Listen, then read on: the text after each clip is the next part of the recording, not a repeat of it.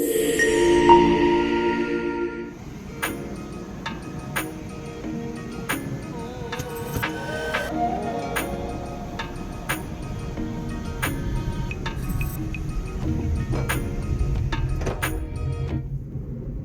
मित्रांनो, आपलं स्वागत आहे आपल्या चॅनलमध्ये.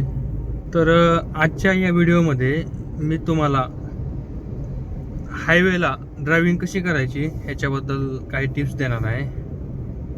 आपण ज्या हायवेवरून जात आहात तो सोलापूर हायवे आहे, धाराशिव सोलापूर. आपण धाराशिव निघालेलो आहोत आणि काही कामानिमित्त सोलापूरला जात आहोत. आपण 80 स्पीडनं चालत आहोत, तुम्ही बघू शकता. हे बघा, तिथं गाडी पंक्चर झालेली आहे. अशा वेळेस हा समोरचा वॅगनारवाला किंवा दुसरं कोणतेही वाहन असेल ते अचानक उजव्या साईडला येऊ शकतं. त्यामुळं आपण आधीच त्या गोष्टीची तयारी करून ठेवायची की तो उजव्या साईडला येऊ शकतो आणि आपण लगेच ब्रेकवर पाय घेऊन जायचं. सरासरी असा रिकामा हायवे असेल तर आपण 80 आणि 100 स्पीड ठेवू शकता.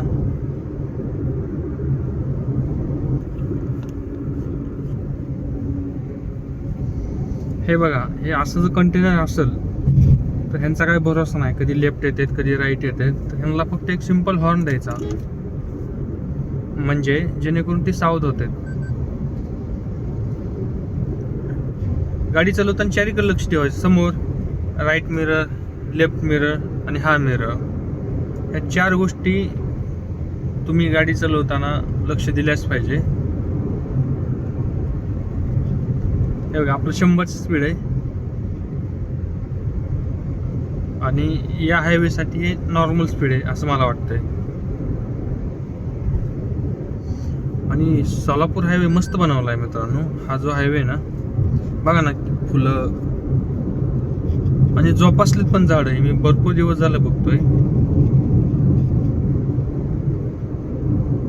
ह्याला अधूनमधून पाणी पण देतात मित्रांनो, आणि बघायला सुद्धा किती छान वाटतंय. तुम्ही बघा ना एकदा.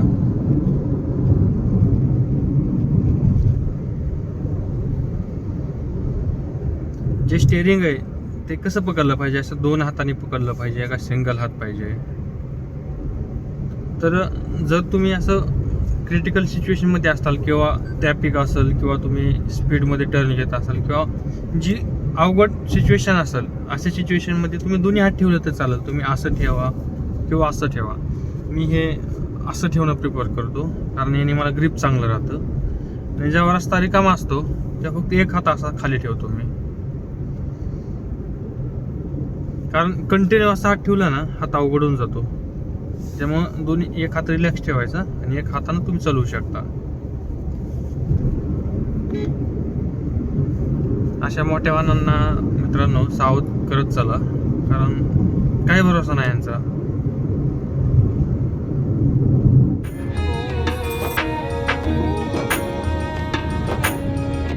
हे बघा, बाहेरचं टेम्परेचर 37 डिग्री सेल्सिअस आहे. बाहेर भयंकर गरमी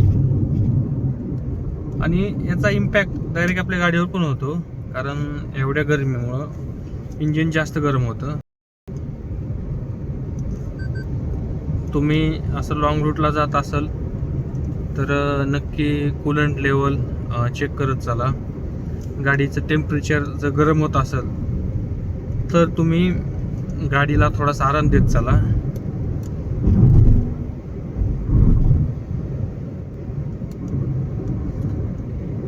गाडी जास्त गरम होणं किंवा सारखं जर गरम होत असेल तर ही गाडीसाठी चांगली गोष्ट नाही. तुम्ही मेकॅनिक्सला सजेस्ट करू शकता.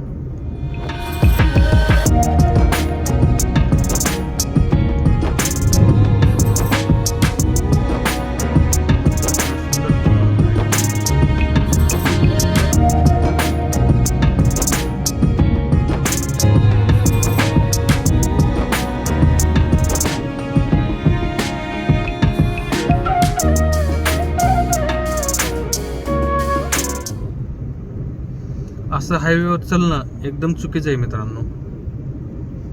ठीक आहे, पेट्रोल संपलंय तुझं, असं पाय लावून चालवणं खूप चुकीचं आहे.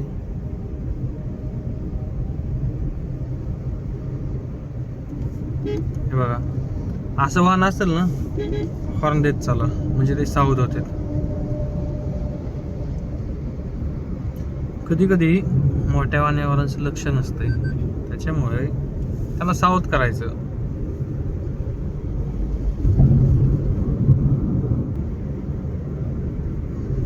गाडीचं स्पीड जे आहे का, हायवे असेल तर कॉन्स्टंट ठेवायचं. म्हणजे असं नाही की कधी 60 वर चालवायला, कधी 120 वर चालवायला, कधी 150 कडे गेला, कधी 40 वर आला, असं करायचं नाही.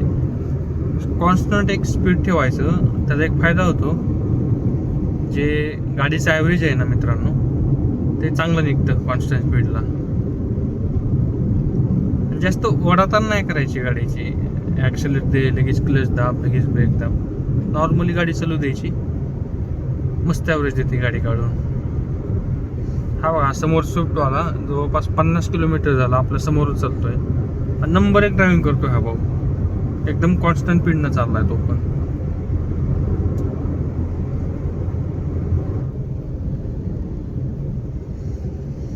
उन्हाचा तडाखा भयंकर आहे मित्रांनो बाहेर.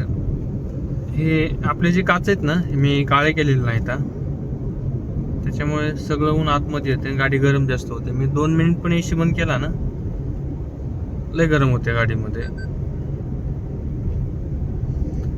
काळ्या काचा केलेला तेवढा फायदा आहे मित्रांनो, की बाबा गाडी जास्त गरम होत नाही तुमची.